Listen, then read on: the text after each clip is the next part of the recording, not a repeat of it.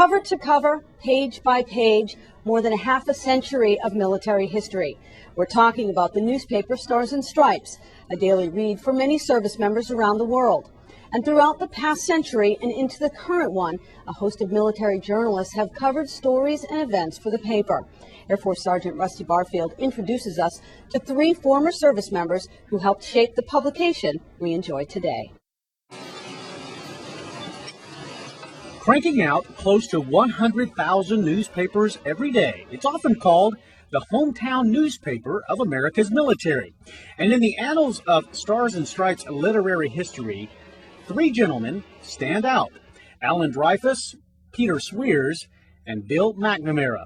All former service members, all champions of a unique cause, getting news to the troops and to anyone who might have challenged that cause or questioned its importance. Oh, absolutely not. When you're isolated somewhere and you don't know anything what's going on in the world, that's a very, very bad time. My news reports went on about every hour for about 12 hours. And everybody listened to the radio. What else did I listen to? China?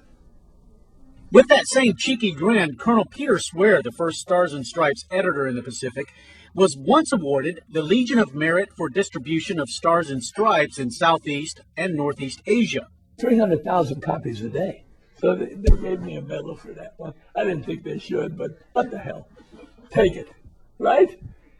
And Alan Dreyfus certainly played his role in Stars and Stripes history, covering the Nuremberg trials and eventually publishing a book on that experience, one that he says still haunts him today. I'm sure there were people who became mental cases because of the horrors, the nightmarish horrors that they see in the courtroom. And who could forget D-Day and what happened on the shores of Omaha Beach? Bill McNamara never will.